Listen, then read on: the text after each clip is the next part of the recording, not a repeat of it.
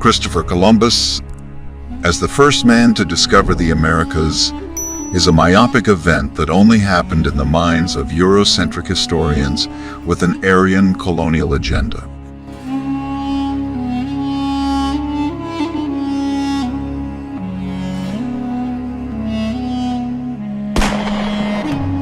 In Weiner's book, Africa and the Discovery of America, he explains that Columbus noted in his journal that the Native Americans confirmed black-skinned people had come from the southeast in boats, trading in gold-tipped spears. It was found also that the ratio of properties of gold, copper, and silver alloy were identical to the spears, then being forged in Guinea. According to an American historian and linguist, Leo Weiner of Harvard University, one of the strongest pieces of evidence to support the fact that Africans sailed to America before Christopher Columbus was a journal entry from Columbus himself. There is now a growing body of evidence to support the idea that Africans did in fact visit the Americas long before Columbus, as there have been solid claims about African explorers, sailors, and traders who made their way to the Americas in ancient times. The idea that Africans may have visited the Americas in pre-Columbian times is not a new one. In fact, widely untaught evidence exists that Africans sailed to the Americas and settled centuries before Columbus.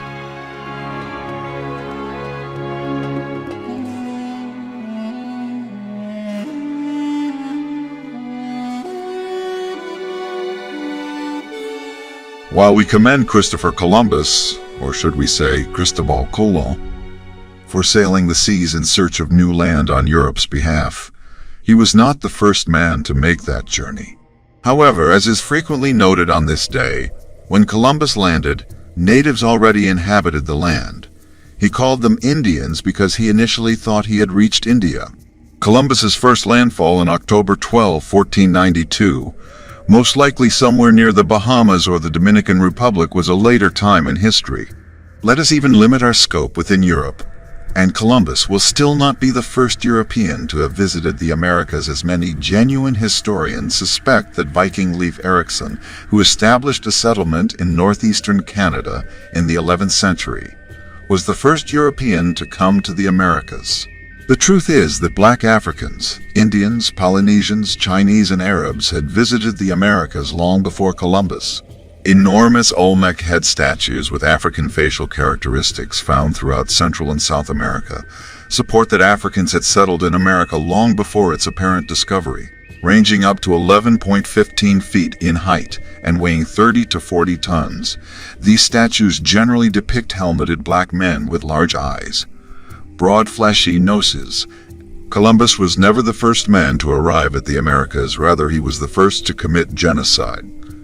Sex, slavery of young girls, rape, pedophilias, mass mutilations, arbitrary killings, and transatlantic slavery in the Americas.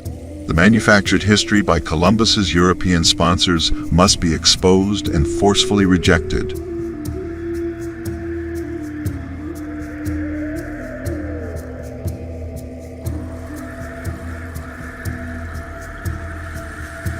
Columbus and his men took to hunting the fleeing Lucayans down for sport, and after murdering them, using their bodies as dog food.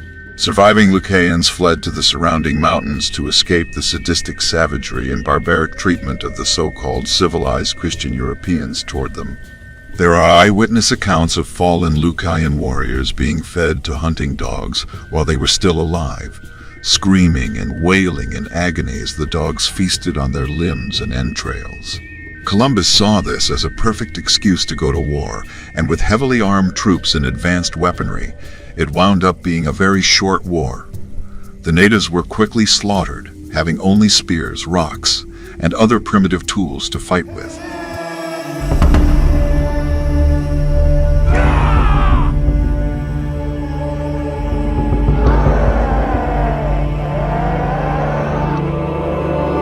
Eventually, the natives rebelled. History has it that on Christopher Columbus' second visit to the Americas, this time armed to the teeth, he demanded that the Lucayan people give his men food and gold and allow them to have sex with their women.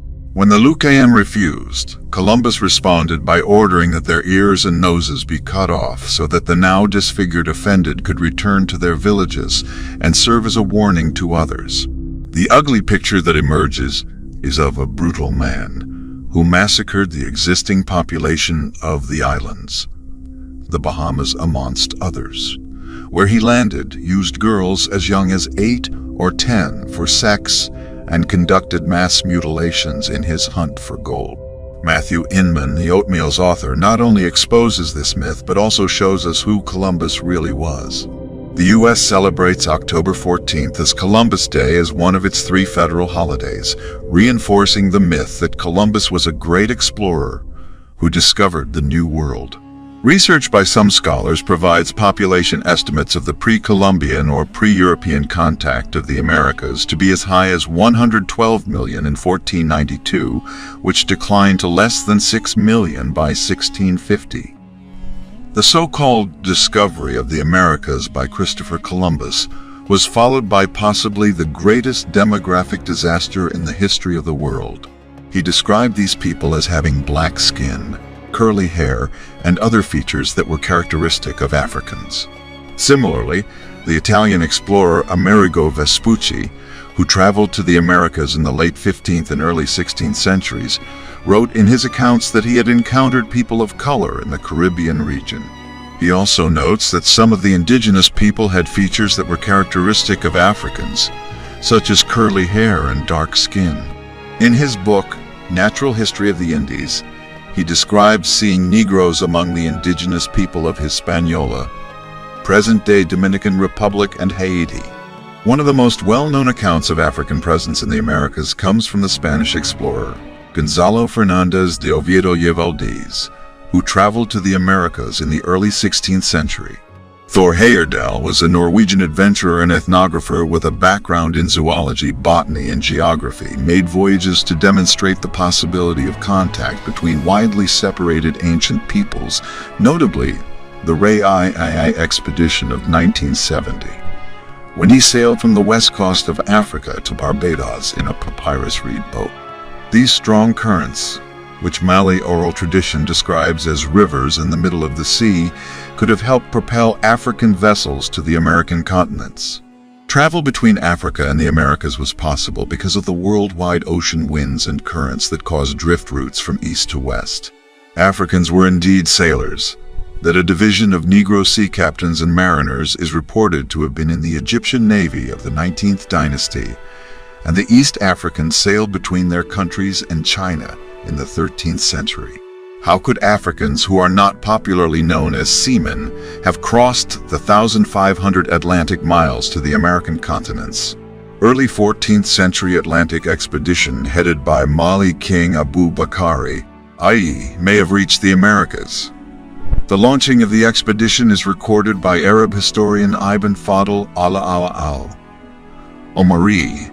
Archaeological evidence also supports the idea that Africans traveled to India and China in the 13th century. In his memoirs titled Rihla, Ibn Battuta describes his travels in detail, including his experiences in the court of the Chinese emperor. Born in 1304 in Tangier, Morocco, Ibn Battuta embarked on a journey of exploration that took him to many parts of the world, including India and China. There is strong and compelling evidence to suggest that Africans traveled to India and China in the 13th century, long before the arrival of European explorers in these regions. While it is possible that some of these plants may have been brought over by European traders or explorers, the fact that they have been found in pre-Columbian archaeological sites suggests that they may have arrived much earlier, potentially as a result of contact between Africans and indigenous Americans. The presence of these and other African plant species in the Americas provides compelling evidence to suggest that Africans visited the Americas long before Columbus. The African oil palm has been found in South America, including in the Amazon region, where it was likely brought over by Africans or other non-European visitors. Another example is the kola nut, Kola nitida, which is native to West Africa and is used in traditional African medicine and religious ceremonies. This suggests that Africans may have brought the kola nut with them during their visits to the Americas. Kola nuts have been found in archaeological sites in the Americas, including a site in Brazil that dates back to the 14th century, long before Columbus arrived. One example of an African plant species that has been found in the Americas is the tamarind tree, Tamarindus indica. In the Americas, tamarind trees have been found in archaeological sites dating back to before Columbus's arrival, indicating that they may have been brought over by Africans or other non-European visitors. The tamarind tree is native to Africa, but has been introduced to many parts of the world as a food and medicine plant. While some of these plants may have been brought over by European explorers or traders, there is evidence to suggest that many of them arrived in the Americas much earlier, potentially as a result of contact between Africans and indigenous Americans. The presence of certain plant species that are native to Africa in the Americas provides further evidence to support the idea that Africans visited the Americas long before Columbus. Villacorta has written, "Any way you view it, Mexican civilization had its origin in Africa." Indian scholar Rafiq Girazboy appears to have been right when he wrote, "The black began his career in America, not as slave, but as master." Even early Mexican scholars were convinced that the impact of the black explorers on the New World was profound and enduring.